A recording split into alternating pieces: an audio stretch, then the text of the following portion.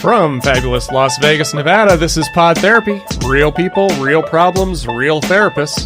If you have any questions you'd like to ask or advice you'd like to give, come on over to podtherapy.net and join our conversation. Today on the show, we talk about weed, jealousy, OCD, and we discuss names for you, our loyal listeners. And now, broadcasting from Level 9 Studios, that guy is Jimbo. I'm Nick Tanchman. It's time for some Pod Therapy. Just rename me. Damn it. That's not what the script says, unless it does. I should probably be reading this. What is this? Yeah, that's your new nickname now is Jimbo. Yeah, well, that's the most clever name for any guy named Jim. So if you, the listener, listened to our last episode, our bonus episode. Bing, bing. If you paid attention all the way to the end, you heard a new voice, which was Laura, my girlfriend, who decided she wanted to come in and just watch felt like the she needed to recording. monitor you. Yeah, so on the way... It was a cry for help. She was like, I'm here to stop this. Yeah, she tried to put an end to the podcast. Yeah. But on the way over here recording, she's like, do you ever call him Jimbo? I'm like, I do now. Damn it. Thanks, Laura. You know, the most clever iteration of a nickname that I've ever had in my childhood? Jim Sock. Jim Sock I got for like 6th and 7th grade. And then eventually it just turned into Sock. And all the kids that knew me in high school were like, what's up, Sock? And like nobody knew why I was being called Sock. And like it was really funny. So yeah, Jimbo's a pretty weak sauce, I'm be honest with you. So. Okay, well, yeah. But that is not the naming contest. A new one. That is not the naming contest that we are doing, Nick. What naming contest are we doing? Well, we do have a different naming contest. Yes. So one of the things that we had talked about, we always refer to our listeners or people who listen to the podcast, and it's always kind of hard to come up with a way of saying that. Yeah. And a lot of podcasts name their listeners. Yeah. So if you listen to Pod Save America, you're a friend of the pod. And if you listen to Penn's Sunday School, you're a member of the congregation. Right. Ice Cream Social, they have their scoops. Scoops. So we thought, we should have a name for our listeners. Yeah. And so we had suckers, poor souls who have found their way into this. And for a long time, we just kept calling it the fan club because we kept telling anytime we found a new listener, we're like, congratulations, you're president of the fan club. And they're like, wait, no, stop. I didn't. Why are you doing this? I didn't want to do that. And so we joked about that for a long time. But this last week and a half ago, actually, we posted on Twitter like, hey, are there any ideas? And actually, we got a few. We got a few ideas, but we realized we should probably open that invitation up to more than just people who happen to be on Twitter at that exact minute when we put it out there. But we got a few. Yeah. Special thanks going out to Sarah Boyle. Yeah. And the famous Paul Mattingly. Yeah, I've heard about that guy. Yeah. Yeah, they had some great ones. Theropods. Theropods was especially interesting. So Sarah put theropods out there and then explained this is lazy because you guys are lazy and just called it Pod Therapy, right? It's a podcast about therapy. What should we call it? Pod Therapy. So equally lazy, the group is called Theropods. And she said, bonus points, it's a type of dinosaur. So I Googled that. And it is. A theropod is any dinosaur that had 3 toes on its foot. So like Tyrannosaurus Rex is a theropod. So, that's cool. Yeah, it was interesting. I thought that was really cool. I thought that one. And then... Paul Mattingly came up with Therapals. Therapals was pretty funny. He just nailed it. He was enthusiastic about that too. His tweet took you on a journey. His tweet starts off with a different idea, right? What was his first idea? No, that was the first one. The second one was couch potatoes. No, he said couch potatoes, and then he said Therapals, and he's like, that's it, Therapals. Oh, yeah, that was his explanation point at the end. You see his entire thinking process in the tweet. Somebody should explain to him that there's a delete key. Right. I think he has too much authenticity. He's like, no, we're going. I'm completely transparent in this tweet. You will see every thought I had as I had it. Which couch potatoes is really good too. It was pretty funny. Yeah. All 3 of those, I would be really excited. I could see whenever I was playing with those 3, I was like, Therapals works really well because she was like, hey, Therapals. And it's like, yeah, it's kind of playful. And couch potatoes is funny because as therapists, we generally have couches or, I don't, but, it's pretty normal. And we say sit on the couch, and being on the couch is like being the patient or whatever. I don't think many people have couches anymore, do they? Yeah, I've heard of them. Couches. I don't know.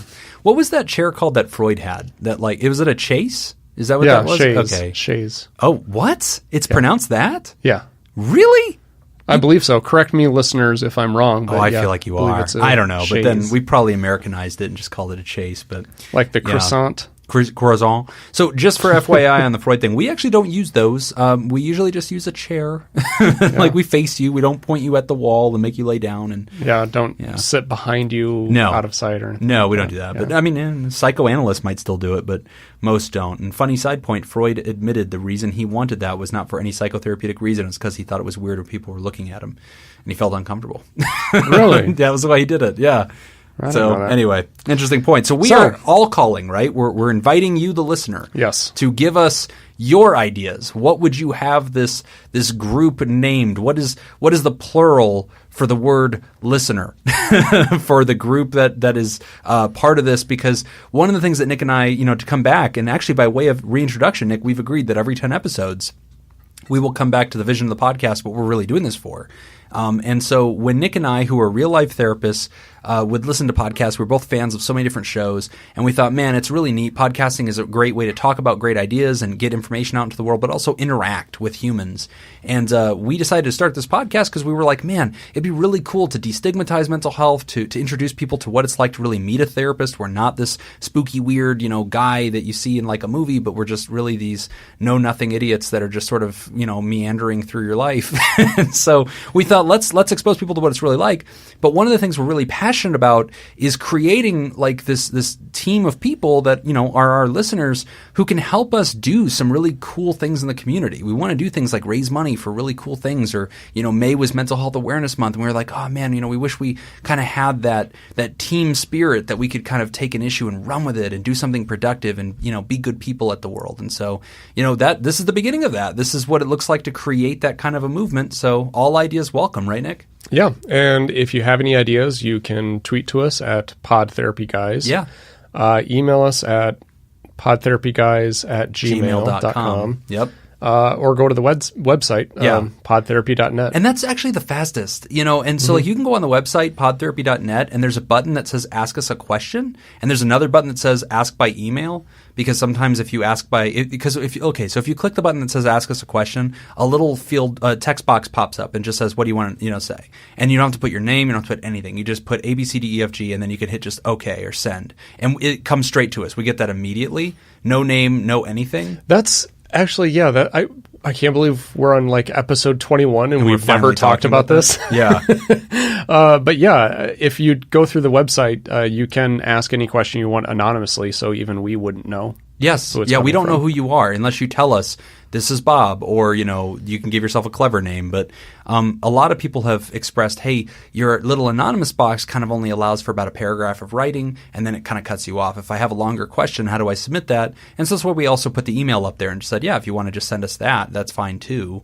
We'll never read your name if you don't want us to, so don't worry. We don't bother with that stuff. So anyway, if you have a name idea, fastest way, go on the website and just type in as many as you want. Give us like 30 and then just hit submit, or tweet them to us, or email them to us, or put them as comments on our Facebook, facebook.com/podtherapy.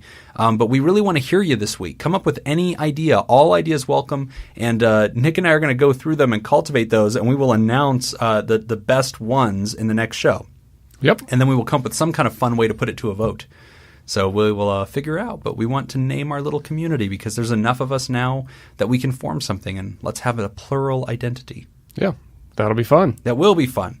So anyway, that's housekeeping news. We are at episode, what is this, 21? 21. We are at episode 21, and we did our first bonus episode last week. We took on the great John Oliver and challenged some things he was talking about with rehabs. If you haven't listened to that, go back and grab that one. It was a lot of fun. And you even get to hear the voice of Laura Cordova, who is Nick's girlfriend, so she does exist, and very exciting. She has a very feminine voice for a 300-pound man with a beard. It was really cool for a biker, really feminine. Looks really good after the surgery. I grew up with Laura, so I get to tease her. It's fine. So all right. Well, let's dive into the weeds. Into our is that what we're calling it now? Wow, that was very punny. Oh, I didn't even realize that. Oh. Yes, and the last episode, Nick started calling this first opening segment Into the Weeds because it's kind of research-driven, and we tell you about something interesting that's coming out into the world, and we comment on it. But this one is punny. And why is that, Nick? Because it's about weed. Yay, marijuana. If you are a local Las Vegan, you know that marijuana is legal. And if you are in Colorado, it's legal. In Washington, it's legal. In California now, in LA County, I believe it's legal. And most places have medicinal marijuana. So interesting research came out about the devil's cabbage. So what is that all about, Nick? Yeah, so apparently it matters how early you start. So actually we should call this the no-duh segment, because I think most people in the addictions community kind of realize this with pretty much every substance that's out there. So the study came out from University of Montreal that finds that the odds of developing substance abuse symptoms by age 28 are reduced by 31% for every year of delayed onset of cannabis use in adolescence. Okay. So let's kind of break that down. Yeah. So essentially what we look at when we study substance abuse dependence, the age of onset, like when the person first started using, is actually a really big deal. Okay. If you were an adult and you didn't start using a substance until your mid-20s to late 20s, the odds of you developing substance dependence is actually pretty small. Now, that doesn't mean that it's impossible, because obviously, as we've seen with the opioid epidemic, people who've never used any drugs at all throughout their entire life, but then had a surgery and became addicted to their prescription painkillers, we know that exists. That does definitely happen. But for the most part, addiction rates drop off in your late 20s. Right. If you haven't used by then, the chances of you becoming addicted to something is actually pretty small. Okay. So we already knew that, but what this study really indicates is it actually found kind of a tipping point, which is age 15. Okay.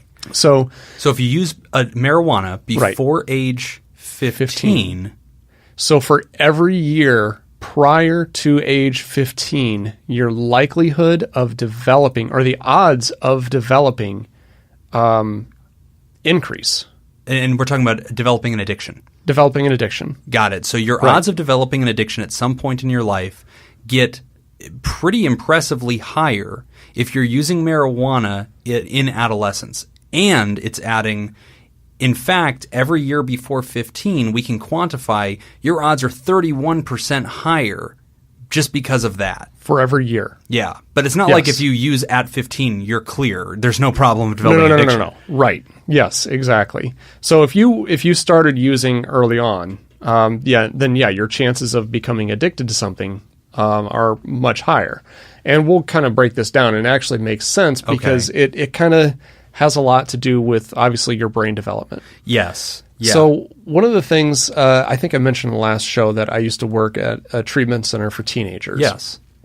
And one of the biggest problems that I came across with was, now that marijuana is legal in Nevada, a lot of the parents that I was interacting with were saying, like, well, yeah, he's smoking weed, but it's not...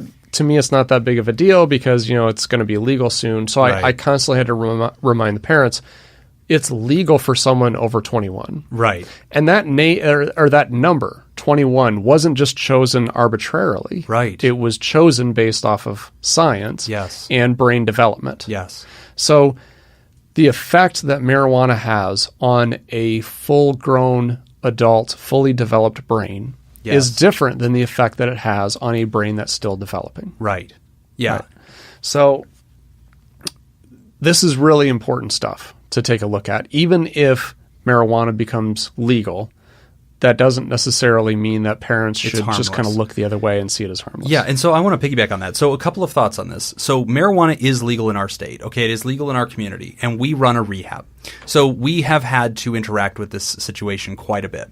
And, as substance abuse people, as addictions professionals, we hear people ask us all the time, what's your opinion? Do you think this should be legalized? What do you think is right and wrong on this? And before we get into that, because I actually want us both to weigh in on that, and I will not taint Nick's view, and, he will not taint mine. We will both, before the segment is over, give you our ruling. As addictions experts, do we believe that marijuana should be legalized in a community? But preface to that, Let's start with the first question of, is it inherently harmless? Because what this statistic teaches me, Nick, what this new research is telling me is, in my opinion, I interpret it to address the conversation about gatewayness.